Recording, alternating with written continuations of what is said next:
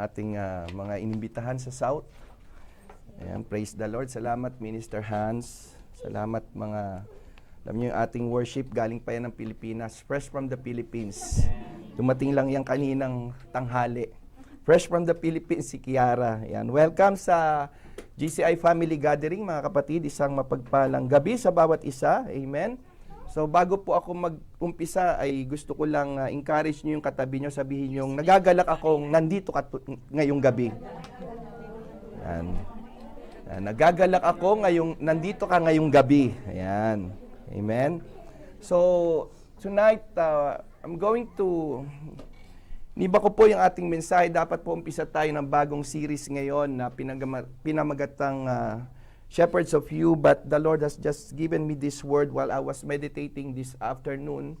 The spirit of gratitude. I just want to share this to you. Pagkat napakahalaga, especially in our time right now, madali po tayong mag-complain sa mga bagay na hinaharap natin sa araw-araw, hindi ba?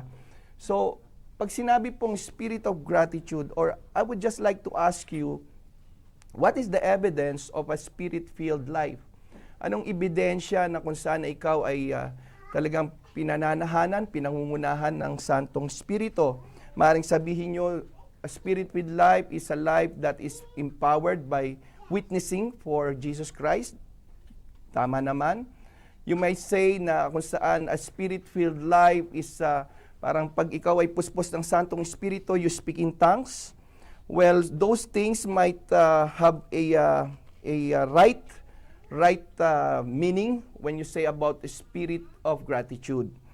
And napakahalaga po na maunawaan natin kung bakit kailangan natin magkaroon ng attitude of gratitude. Amen? Ano bang ibig sabihin ng gratitude? Pag sinabing gratitude, what does it mean? No, napakarami pong synonym ng gratitude. No, ibig sabihin niyan, you appreciate, you are thankful, ayan. You acknowledge the blessing of God. You acknowledge that the grace of God given to you. You recognize that He alone gives you everything that you have. Affirmation, kindness, generosity, mindfulness, these are all synonym of the word gratitude. So, but in the Bible, gratitude is a deep response to God's grace, involving recognizing God as the source of all good things. Giving thanks in every situation. Let me repeat that. Having a heart of gratitude or having a spirit of gratitude means that you give thanks in every situation and acting in humble obedience to God's word. So tonight we're going to study. Actually, I will focus only on this verse 20, but let us all stand again in honor. Let us all read together the word of God. 3 verses lang naman po ito. Let us all read 1, 2, 3. And do not be drunk with wine, in which is dissipation, but be filled with the Spirit, speaking to one another in psalms and hymns and spiritual songs, singing and making melody in your heart to the Lord, giving thanks always for all things to God the Father in the name of our Lord Jesus Christ. You may sit down, Father. Thank you for the reading of your word. Holy Spirit, teach us tonight. Father, give us a heart of gratitude, an attitude of gratitude. As we study this, Lord God, turuan mo kami, makita namin lang mga bagay na meron kami at ipagpasalamat na ito, malaki man o maliit, Panginoon. Salamat po, naming tuturuan mo kami sa gabing ito. Holy Spirit, be our teacher. Once again, let the meditation of my heart and the words of my mouth be pleasing to you, O God, my Lord. In Jesus' name, Amen. So, katulad ng tanong ko kanina, parang sabi na, ano bang itsura? What does it look like to have a spirit-filled life?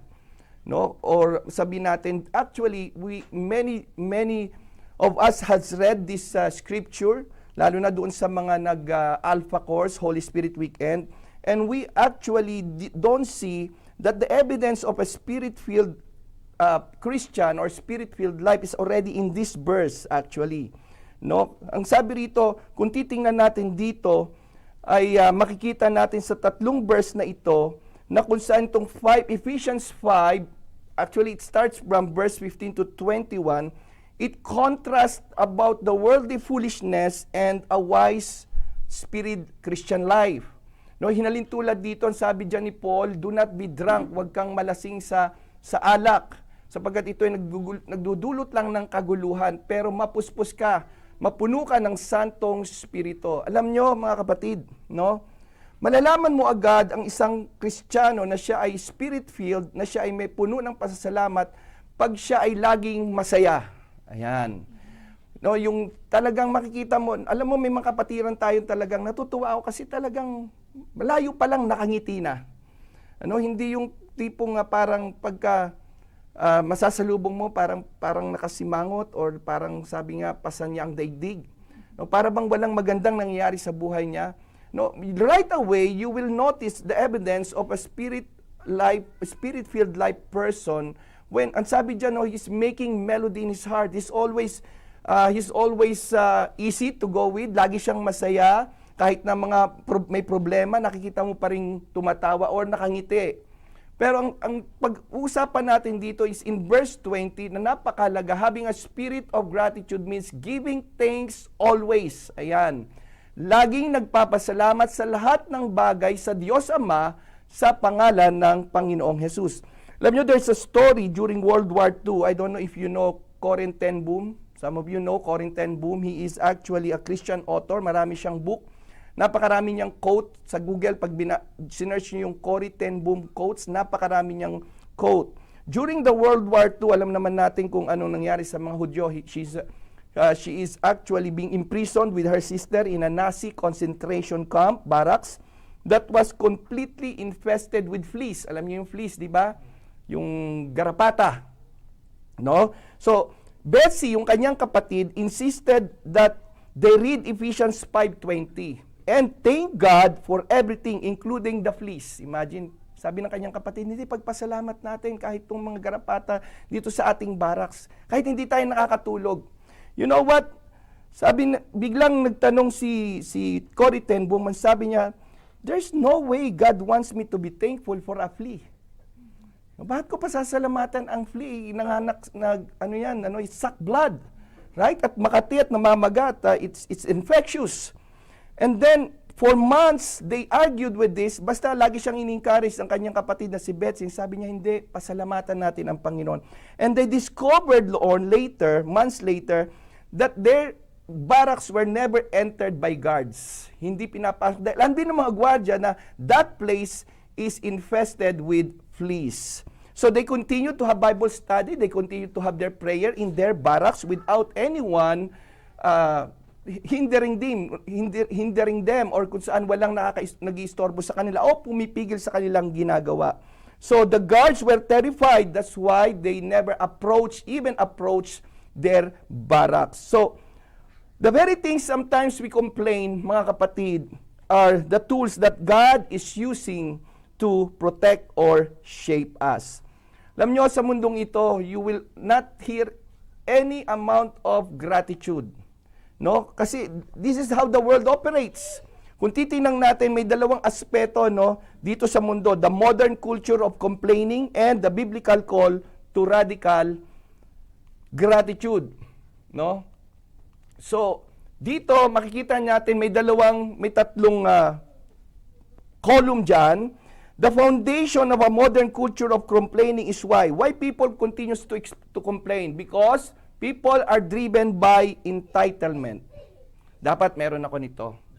Dapat ganito ang trabaho, dapat ganito ang bahay ko.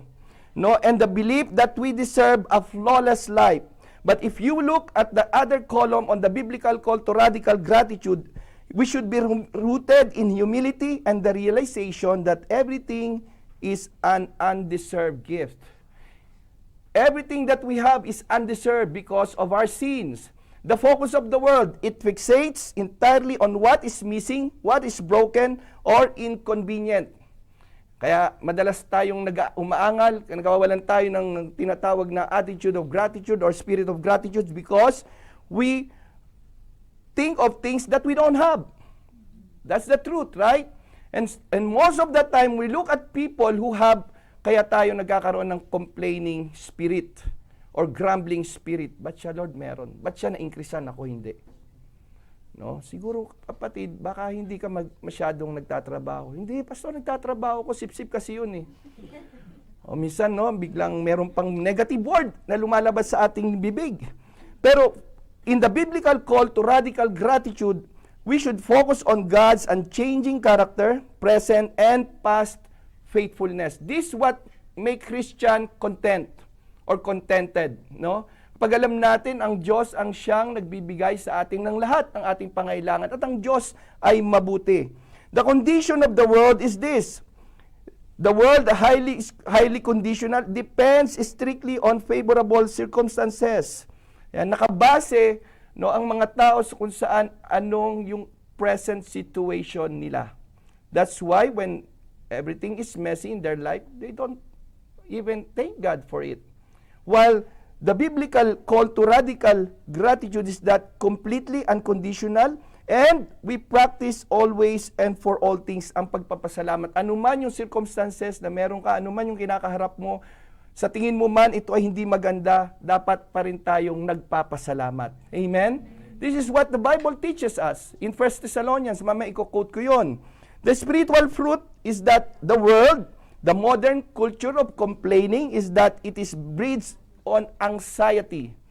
It breeds on anxiety, resentment, bitterness, and spiritual blindness. Hindi niya nakikita yung mga bagay na kung saan ibinigay na ng Diyos sa kanya. Nasa harap niya na. That's why the world, people that are worldly, continues to complain. While the biblical call to radical gratitude produces supernatural peace, joy, and resilience. That's why it is called a spirit-filled life. So makita natin yung kaibahan ng dalawa. Amen? Makikita natin in Ephesians 5:15 to 21, as I said a while ago, it contrasts worldly foolishness and drunkenness with a wise, spirit-filled life. The core theme of this message, mga kapatid, is that a life controlled by the Holy Spirit is marked by a deep, constant, and Christ-centered gratitude to God. May 3 points lamang po ako tonight for us to understand na magkaroon tayo ng espiritu may pagpapasalamat sa araw-araw. Ano man ang ating sitwasyon. And as I said, I want to focus on this verse alone in verse 20. Anong sabi ng verse 20? Giving thanks always for all things. Giving thanks always for all things. Magpasalamat lagi sa lahat ng bagay. So pag sinabi mong all things, it means all things. Walang excluded dito. Pastor, medyo nasa alanganin ako, mahirap ang pinagdadaanan ko ngayon. Magpasalamat ka pa rin. Ito yung sinabi. Walang condition dito. Ang sinabi ni Paul dito is that give thanks always for all things to God the Father, sa Diyos na dapat nating pinagpapasalamatan. So 3 bagay. Una is that the timing of gratitude. Kailan daw? Always. Right? Sabi mo sa katabi mo, give thanks always. Ayan, no? Magpasalamat tayo lagi. Salamat tayo sa buhay, pasalamat tayo kahit na nandito tayo sa gitnang silangan, kahit na paminsan-minsan meron tayong nakikitang mga fireworks, praise God, iniingatan tayo ng Lord. Amen? Buhay pa rin tayo, praise God. Nung last Friday, may nagpatotoong kapatid. Nandun siya sa airport at that time na kung saan merong humarang sa kanya. Just imagine, no? Gustong-gusto niya makapasok. Nagrereklamo na siya, papasukin mo ako sa airport. Bawal nga. Just a minute or 2 minutes, doon bumagsak yung, alam niyo yung nangyari last time, right? Yung nasira at merong namatay doon, kung hindi, kasama siya. Imagine, no? Mabilis tayong mag-complain pag hindi nangyayari yung gusto natin. But somehow, somewhere, doon mo makikita after an event na kung saan, thank you Lord, hindi ako nakapasok. Just imagine. I remember this. No? Minsan naging biro na lang to sa GCI. Meron tayong kapatid na, kasi I remember way back, I think 7 years ago, we have what you call GCI basketball team. No, naglalaro kami ng basketball, merong 6 na team noon eh. And si brother Joey, no, pag napagod sa pagbabasketball, kinaumagahan, papasok siya. Ayaw niyang pumasok. Sabi niya, start ayaw pumasok, pagod ako. Pumasok ka! Sabi niya ganun. Pumasok ka, pinilit siya ng ating kapatid na pumasok. So, ayaw niya talagang pumasok. Pero pumasok siya dahil pilitan siyang papasukin ng kanyang asawang babae. And then suddenly, this is a true story by the way, this is not a joke. And nagkaroon ng aksidente and ang ating kapatid ay namatay, no? So naging biro sa mga mag-asawa na si Tate na pag paalam ako at ayokong pumasok, payagan mo ako matulog na lang. Magaya ako kay Brother Joey. Sometimes, you know, we don't see.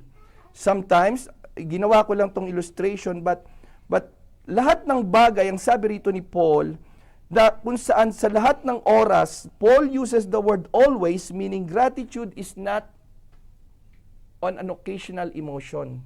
Hindi tayo nagpapasalamat lang kung tayo ay masaya, kung tayo may pera, kung tayo may trabaho, no? But a permanent attitude. Pag sinabing permanent attitude, should be who we are.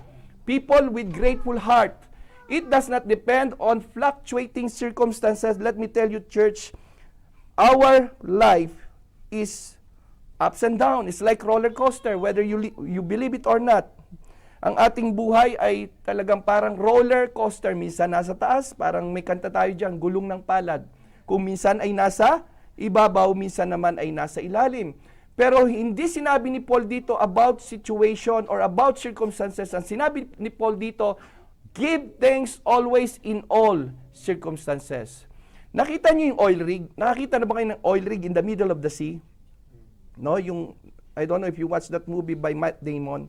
An oil rig is susceptible lagi siyang lantad sa storm. Imagine yung hampas ng alon, lalo na pag may malalakas na bagyo. But what is amazing with an oil rig is that kahit na gaano kalakas yung hampas ng alon sa kanyang mga poste, it remains standing. Why?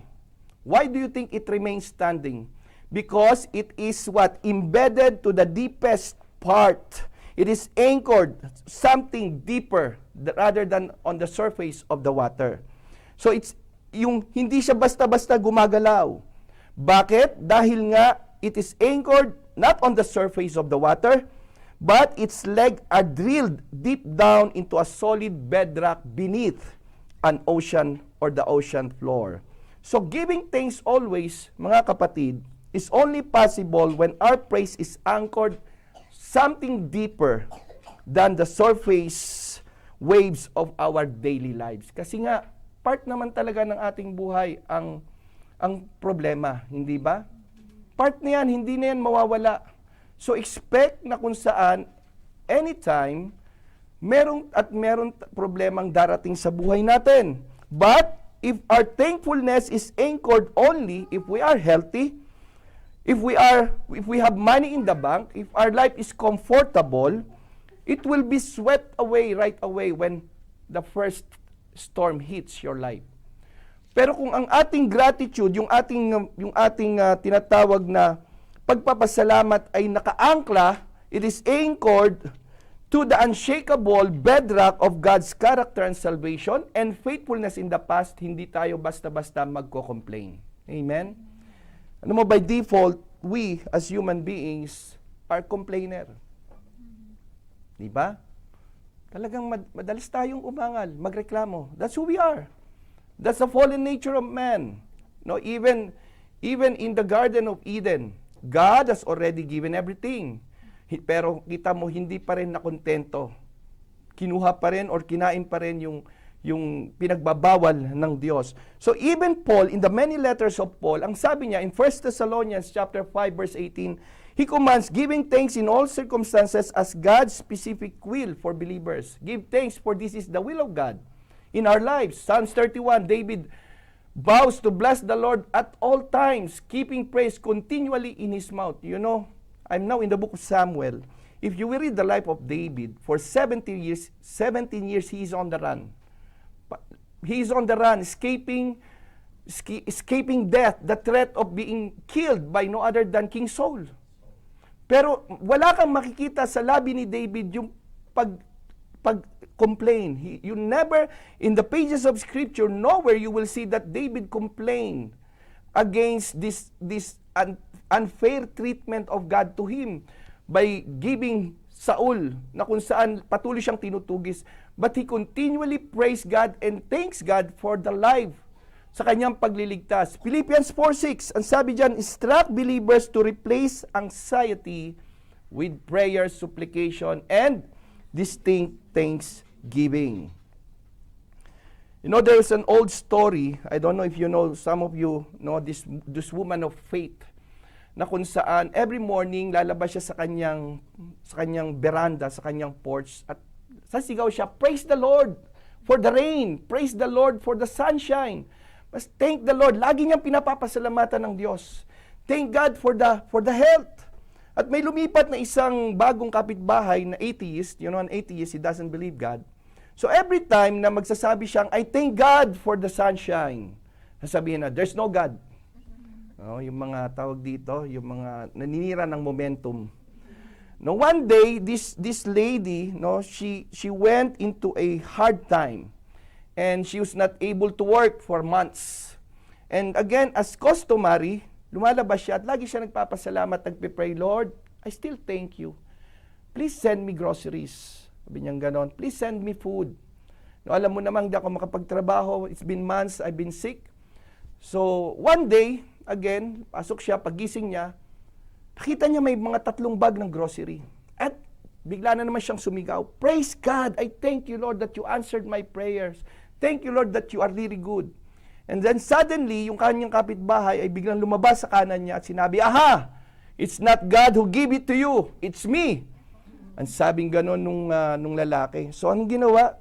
Yung babae, this woman looked at him intently, and then she said, na kung saan, ang sabi niya is that, praise God at all times of my life, because you did not only answer my prayer, but you made the devil pay for my groceries. Pinagpasalamat niya pa rin. No? Alam niyo mga kapatid, truly a grateful heart chooses to thank God at any circumstances. No? That we see that it is God's hands that blesses us in any circumstances, whether the blessing comes from somewhere or someone. Magkaroon tayo ng tinatawag na kung saan pusong nagpapasalamat lagi regardless of the circumstances of our lives. What's the application of this? True biblical gratitudes required daily discipline. Amen? We must choose to praise God even when problems are overwhelming. Nagagawa ba natin ito mga kapatid? I hope you will remember this. Because paglabas nyo pa lang dito, believe me, masusubok na kung meron kayong grateful heart, or a spirit of gratitude, or a spirit of a grumbling spirit, or a complaining spirit. Rather than waiting to it for disappear, thank God for the problem. Amen? We have a brother, long time, naalala ko to sa kwento ni Pastora Linda. Sabi niya, may isang kapatid na kung saan pag may problema, napapasigaw siya. Ang sinasabi niya, praise God for the problem. At maraming nawiwirduhan sa kanyang mga kapatid. Paano mga kapatid, nagpapasalamat, may problema na nga. Sabi, ba't ka nagpapasalamat, may problema na nga? Kasi yun ang sabi ng Bible. And I know, if there's problem, God will solve the problem. See, meron siyang different perspective looking at the problem. May iba-iba man talaga tayong pananaw patungkol sa problema, right? Most of the time, tayo nagrereklamo pag may problema. Nagrereklamo tayo kapag hindi natin nakukuha yung gusto natin, hindi ba? Nagrereklamo tayo pag hindi tayo nauna sa pila. Right? So, here the application of this thanking God always, at all times, is that we must have an attitude or a discipline of gratitude. So next, the scope of gratitude. Kanina yung timing, no? Kailan lagi na magpasalamat? Always. Amen. Now, the second point is that the scope. Pag sinabing scope, yung lawak. Ang sabi rito, for all things. Be thankful for all things. And believe me, this is the hardest part of the text. Whether you agree with me or not. Alam ko, even you, ngayon pa lang nakikita mo ng sarili mo sa salitang ito. Dahil nung inaaral ko to, nakita ko ang aking sarili. You know, this is the hardest part of this text. All things, it includes all seasons of grief, waiting, and testing. Marami sa atin, I don't know what you're going through. No? Maybe you are in a period of testing. Maybe you are in a period of grief or grieve right now. But when God says, no, all things, it means trusting that God works for all things together for good. That's what Romans 8:28 says. Yan ang sinasabi ng Romans chapter 8 verse 28. You know, all things work together for the good. What is good of being sick? What is good in cancer? Nothing is good in cancer, mga kapatid. Nothing good in losing a loved one. Walang mabuti ron, hindi ba? Pero ang sinasabi ng Bible, all things work together for good. Ano bang ibig sabihin nito? Alam nyo, who is a master, dalawang master baker dito. I don't know why I took this illustration. No, a master baker, yung nagbi-bake, no? A baker, okay, comes to his shop to make a cake. No, siyempre, ikaw naman na baker, alam mo, no, na hindi ka naman mag-scoop ng flour and right away susubo mo. It will not taste good. No, hindi sa tinatakot kan gumagawa, kainin mo 'yan. Alala ko may napanood akong reels, no, masarap ba yung cake na binake ko? O naparami yata ng baking powder. puro pulbo na lumalabas sa kanyang bibig. No, the baker knows na kung saan hindi mo kakainin agad yung mapait na baking soda, no? And yung vanilla extract, no, kundi a baker will make a dough and bring it all together and mix it and then put it on an oven. The process, of course, is, I would say, mahirap yung nagmamasa. No, you have to have the right amount of flour, the right amount of baking powder to make that cake na masarap, na tasty, right? So, when a master baker combines them in the right measurements and subjects them to the intense heat of the oven, what they produce is a delicious cake. Amen? It's the same with our lives, church. Katulad din to ng ating mga buhay. When our lives are full of raw materials or raw ingredients that on their own taste bitter and painful, right away we don't see, as I said, my question, there's nothing good with sickness. Right? There's nothing good with cancer. But this grip, whatever situation you are, maybe you are in a financial strain or a broken relationship, giving thanks for all things means trusting God is the master baker. Hallelujah. Maaring ngayon, you are being need. Alam niyo yung need, no? Minamasa. K-N-E-A-D. You are being need. And it's hard when you are being need. Kasi pinag-ahampas-hampasan ka sa ano. Nakita nyo na yung nagmamasa, hindi ba? Yung mga gumagawa ng pandesal sa atin. Kaya ang sarap ng pandesal sa atin, alam nyo ba? Kasi mga pawis-pawis nun. Sumasama yun. No? Tapos pag pinagpawisan siya, alam nyo na, pag lumabas, sama-sama na yun sa nininid. Kaya masarap yung pandesal, hindi ba? Pero alam natin, when we are in that moment of needing, hindi madali. Mahirap, masakit, hindi ba? Pero something good, just remember that God is our master baker. Maybe we are in the kneading process. Amen? Maybe the master baker knows kung kailan yung breakthrough mo. But what is waiting for us, what is looking at us is that magkaroon tayo pa rin ng pusong nagpapasalamat kahit na tayo nasa oras na iyon ng grief. Kahit na oras ng financial strain, kahit ng oras na tayo nasa ating broken relationship, God knows how to mix the bitter elements with the sweet to produce something beautiful in our character. Gusto lang ng Diyos makita talaga. I used this illustration also before. I don't know if you remember this. Yung ibon na kung saan nasa disyerto siya. And he always complained, ba't binuhay pa ako ng Diyos? Ang init sa disyerto, wala man lang akong puno na maliliman. I don't even have nest where to go and cover myself. It's all desert. And then yung angel, nakita siya at lumapit sa Diyos. Sabi niya, God, why do you allow this bird to suffer? Ang sabi ng Diyos, well, that's his destiny. Yan ang kanyang buhay. No? So, what would I say to this bird? Sabi mo sa kanya, that's his life. Parang hirap sabihin ng angel sa kanya na yun ang magiging buhay niya, all suffering. So, Nung lumapit yung anghel sa ibon, sabi niya, this is what you're going to until you die. Talagang dito ka na sa disyerto. Hindi mo na mararanasan yung ginhawa sa buhay. So the bird has different purpose. Anyway, kung mamamatay din lang ako, then I'll just enjoy life. I'll just enjoy this desert. I'll just enjoy this heat. So nagkaroon siya ng different perspective. He said, thank you God for the heat. Thank you God for the task. Thank you God for this desert. Thank you God, I'm still alive. And then God changes his mind and see a grateful heart in this bird. At unti-unti ang Diyos naglagay ng grass, then ang puno, and then the river flows. And then the angel was mesmerized and said, Lord, bakit biglang nagbago isip mo? Because he changed his attitude. You see, sometimes, the scope of our gratitude is based on our circumstances, church. But this is not what God wants. When we are in times na kung saan nasa peligro tayong buhay or we are going through tough patches of our life, we must still have a grateful heart. Amen? We must still have, because it is God, it is the Lord Jesus Christ who gives us victory and breakthrough sa mga bagay na ating pinagdadaanan. Amen? From underneath, it looks like a chaotic mess of tangled dark threads when we are in trial. But from above, from God's perspective, the weaver sees the beautiful, purposeful design of our life. What is the application? Identify a current hardship or trial in your life.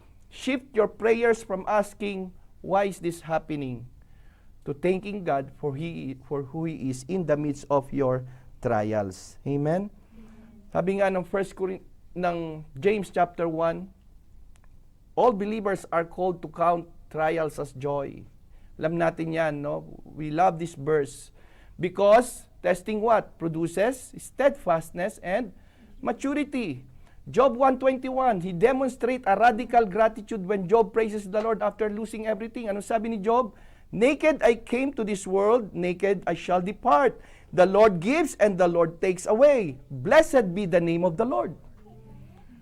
In one day, Job lost everything, but no complaint came out from his mouth, but only gratitude. And he still praises God. Ang sabi niya, the Lord gives, the Lord takes away. That's the heart of gratitude. Wala kang imagine na wala ang mga ari-arian mo. Yung mga ari-arian, like yung kanyang mga livestock, yung kanyang mga anak, yung kanyang bahay, ang iniwan ng masakit, alam niyo kung sino iniwan? Asawa. Kasi yung asawa niya hindi naging blessing sa kanya. Yung asawa niya pa ang patuloy nagsabi, sumpain mo na ang Diyos mo para ikaw ay mamatay. You see? No, blessing ba yun? Instead na encourage ka ng asawa mo po. Pero walang narinig, nowhere in the Bible, na kung saan si Job ay nag-complain. He understood that it is God who gives and it is God who takes away. Naunawaan ni Job na wala siyang pag-aari. Wala naman talaga tayong pag-aari sa mundong ito. And that's why it's easier when things, pag nawala sa atin, hindi tayo miserable dapat. Nagpapasalamat pa rin tayo kung anong bagay man yung naiwan sa atin. Buhay meron tayo, pagpasalamat natin sa Panginoon. Amen? Amen. Point number 3, the source and channel of gratitude. Yan. Sino ba ang channel? Sino ba ang dahilan ng lahat ng mga pagpapalang ito? No other than God. Amen? It is God who have all the sources. Yan sabi dito, to God the Father, in the name of our Lord Jesus Christ. True Christian gratitude has a specific destination. Papasalamat natin ay sa Diyos Ama. Dito tayo tinuruan ng Panginoon. Sabi niya, anong turo sa atin ng Panginoon? When we pray, Heavenly Father. That's why when we pray, it points to God the Father. And, of course, the access point is no other than Jesus Christ. Amen? That's why we ask in His name. We can only thank God in hard times because Jesus secured our ultimate victory on the cross. He gives us the victory. Hallelujah. Amen. 1 Corinthians 15:57 says, but thanks be to God who gives us victory through our Lord Jesus Christ. You may experience loss, mga kapatid. You might experience, anumang experience, trouble, hardship in life. but it is Jesus Christ who gives us the victory. 2 Corinthians 2:14 says, "But thanks be to God who always leads us in triumph in Christ." Lagi tayong pinagtatagumpay ng Panginoon. Psalms 118 verse 1 and 15. "Give thanks to the Lord, for He is good." God is good all the time. Amen? And all the time, God is good. He is gracious. He is generous. His love endures forever. Shouts of joy and victory resound in the tents of the righteous. So, we see here na kung saan the timing of always giving thanks is always. Hindi, pag meron lang ako, pag maganda lang yung experience ko, pag okay ang bank account ko, pag okay ang kami ng aking asawa, okay naman kami. Walang ating mga kapatid, by the way, no, today. Si Brother Feds, I think, diagnosed with the same gallbladder. So, keep him in your prayer also. I think tomorrow ang kanyang operation. But okay naman sila lagi. Yun ang kanilang patotoo. Amen. So, we must give thanks to God in all circumstances. And the scope of it is that regardless kung maayos bang kalagayan natin o hindi, sa tingin kasi lang naman natin hindi maayos. But in the eyes of God, laging mabuti, kahit sa tingin natin hindi mabuti. Amen? We must have that perspective to give thanks to God in everything and in all circumstances. And of course, to Him, sa Kanya natin ituon or ibigay ang pasasalamat. I love this verse. No? Malapit na po ang matapos. Give thanks for a little and you will find a lot. Amen? Nakikita ng Diyos, tulad ng illustration na ginamit ko sa inyo, pag nagpapasalamat tayo sa malilit na bagay, pinalalaki ng Diyos. Kasi nakikita niya, this my son, this my child is grateful for little things. Gratitude for all that we have leads to abundance in all that we desire. And that's the truth, mga kapatid. This is a call to action. Church, this might be a simple message, but I believe we neglect this, having this spirit of gratitude. Because most of the time, we complain. But I pray that all of us, complaining is a natural response of the world. But radical gratitude is the supernatural response of the church. Sa mga tinawag, sa mga niligtas ng Panginoong Jesus, hindi dapat natural yung complainer sa atin. Remember the time when God rescued the Israelites from slavery, removing them from Egypt and bringing them to the wilderness, going to the promised land? Why did God destroy all these people? Because they are, number one, complainer. Lagi silang nagrereklamo. Walang karne. Lagi na lang bang ganito ang aming pagkain? Walang tubig, walang kamatis, walang onion. Buti pa sa Egypt meron. Laging nagko-complain, adobo na lang ba lagi ang ulam? Wala bang iba? Laging quail. That's the truth. If you will read the Bible, they complained about the quail na kung saan pinapadala ng Diyos. Noong una, wala silang meat, nagreklamo, binigyan sila ng Diyos ng meat. Pero nung laging manok ang kanilang ulam, nagreklamo na naman sila. You know, the Lord was so angry with them. Just imagine, wala ka nang ginagawa. Lumalagpak na lang sa'yo yung manok. Hindi mo kailangan pumunta sa kapitbahay mo at manghuli ng manok na hindi sa'yo. May manok ka. Libre. Pero hindi ka pa rin magpasalamat sa Diyos. What did the Lord did? The Lord wiped them all out. They all died in the wilderness because they have an ungrateful heart. Church, this should not be as an attitude of the church. This week, you will face traffic sa mga nagdadrive. Sino mga nagdadrive? Sino yung mga nasa araw-araw bumabiyahe? Taas ang kamay. Lahat tayo, di ba? Bumabiyahe, whether in the bus.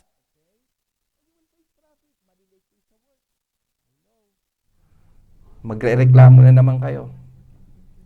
This week, you will face traffic. You will face unexpected bill ng inyong kuryente at ng inyong tubig. Taas na naman ng kuryente. Talagang yung may-ari ng Meralco na yan, hindi pa di ba? Ganun yung lumalabas, honestly. That's the word that comes out from our mouth. In those moments, your feelings will tell you to grumble. in those moments, your feelings will tell you to complain. I challenge you this week to stop complaining. For the next 24 hours or the next days, stop complaining. Sabi mo sa katabi mo, stop complaining. Commit to a complaint fast. Hindi lang tayo nagpa-fast sa food. Mag-fasting din tayo sa complaint.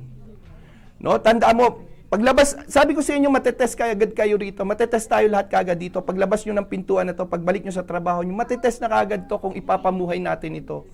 Magkaroon tayo ng tinatawag na attitude of gratitude. Amen? The moment a negative word rises to your lips, catch it right away. Pigilin mo ang sarili mo, kundi magpasalamat ka.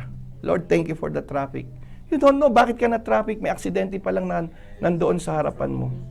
You don't know why the elevator is so matagal, so takes time. No, tayo pag pumindot, no? Tagal naman ang elevator na to. Sino kayang gumagamit nito? Bakit siguro iniwan doon sa baba? Ang daming pumapasok sa ating isipan, right? Declare specific statement of praise to God instead. Let's show the world what a spirit-controlled heart sound like. In conclusion, church, a spirit-filled life is not defined by the absence of trouble, but by the presence of a unique kind of worship. As we look at Ephesians 5:20, we see that biblical gratitude is not a shallow emotion. Hindi to emotion lang, mga kapatid. No, that depends on a perfect day. It is continuous, practiced always like an oil rig which legs are drilled deep down into the solid bedrock beneath the ocean floor. It is comprehensive, covering all things because we trust our master baker. Is mixing even the bitter ingredients of trial to produce something beautiful in our soul. It is Christ-centered, offered to God the Father in the name of Jesus, because no matter what we lose in this world, I will repeat that, no matter what we lose in this world, Christ has already paid our ultimate debt and secured our eternity. Hallelujah. Think of that, church, as born-again believers. Ba't ka naiinis doon sa kasama mo sa work na wala naman silang eternal life? You have eternal life waiting for you. That's already more than the millions na meron ang mundong ito. Ba't natin tinitingnan yung iba na meron sila, samantalang lahat meron tayo? If you have Jesus Christ, you have everything. Amen? If we have Jesus Christ, we have everything. The problem, church, is this. We really don't know how to thank God and be grateful to what we have that God has given us. Let's change this attitude, church. Baguhin natin tong pag-iisip na ito. Let us pray. Let's bow down our head in prayer.